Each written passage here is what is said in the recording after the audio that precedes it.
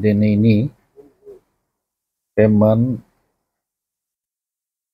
16 आफादजों जुथायै सावरायनाय जानाखि हाबाफारि बेखौ जोङो सावरायदोंमोन माने बड'फा हाउसनि अर्थात दुलाराय बर' फरायसा आफादनि गाहाय मावखुलियाव बेखौ जोङो सावरायनाय जादों आरो सावरायनाया बेनो गासै बर'नि माहारियारि आफाद गिबियै दुलाराय बर' फरायसा आफाद आरो साहित्य सभा XBLT XNJB बर' समाज आइजो अनसाय आफाद ट्राइबेल संघ प्रिन्सिपाल एस'सिएशन बर' टिचार्स एस'सिएशन आर्टिस्ट एस'सिएशन गासै जुथायै 16टा आफादजों जोङो मोनसे जुथायै जों सावरायनो हादों आरो सावरायनाय जादों। बे सावरायनायखौ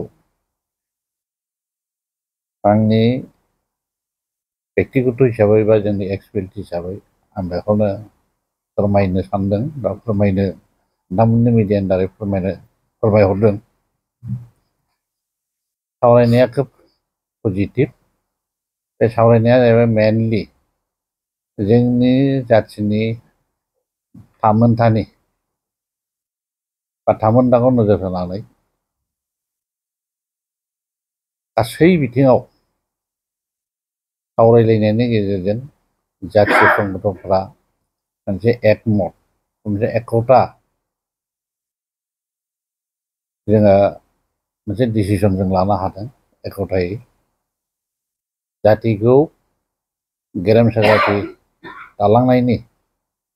दालांनायनि सायाव नोजोर बोनानै जे डिसिसन लादों बे खोब बरायथाव आरो बेखौ जोङो बाख्नायनांगोन। मानो होनना बुङोब्ला जोंनि माहारियारि आफादफ्रा थांखिया बेखौनो आजावनानै लादों जोंनि गेजेराव खौसेथि इउनिटि बेखौ नांथारगोन बेखौ बयबो अनुभब खालायदों आरो बे अनुभबानो जाहाथे जोंनि गेजेराव मोनसे गेरेमसा जाति दानायाव मोनसे बिहोमा होलांगोन बेखौ बयबो आसा थिदों। लोगोसेयै आरोबाव जोंनि दिनैनि सावरायनायनि गेजेरजों गासैहाय जोंनि बर'फोरनि इन्टेलेक्सुवेल लेभेलावनो जा राजनितिक लेभेलावनो जा आरो माखासे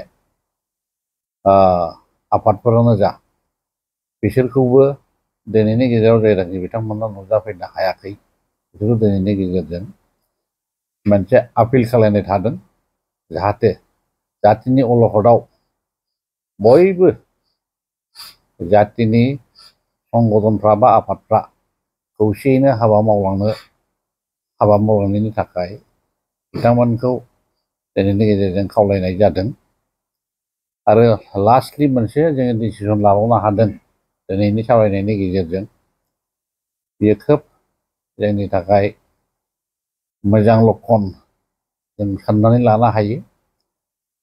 मानो होनना बुङोबा जोंहा गुबुन गुबुन समफ्रावबो जेरोखोम माने मोनसे कमन प्लेटफर्म दानानै जों जेरैहायबा जोंनि बर'नि खौसेथिखौ माने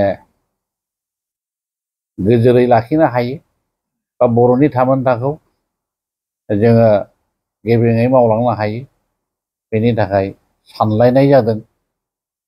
दा दिनैनि गेजेरजों बेखौनो माने नोंथांमोननि गेजेरजों आं फोरमायनो सानदों माने कमन प्लेटफर्म दानायनि थाखाय मोनसे सरसा सोलिदों बेखौ इयुननि जायनाखि सावरायनाय बेवहाय मोनसे डिसिसननि गेजेरजों प्लेटफर्म दानायनि थांखिखौ दिनै आजावनानै लानाय जादों। दा आं गोबांथार बुंनांगौ सानाखै खिन्थु दिनैहाय जानाखि आफादफ्रा नुजाफैनो हादों खोब माने बयनिबो आफादफोरनि मतामतफ्रा जातिनि एकता जातिनि खौसेथिखौ बयबो हास्थायदों। बेनि थाखायनो आङो एसे लेंथुमगिरि आफादनि जानानै आङो बिथांमोननिसिम माने रोजा रोजा साबायखर थाबाय। गोजोन्थों।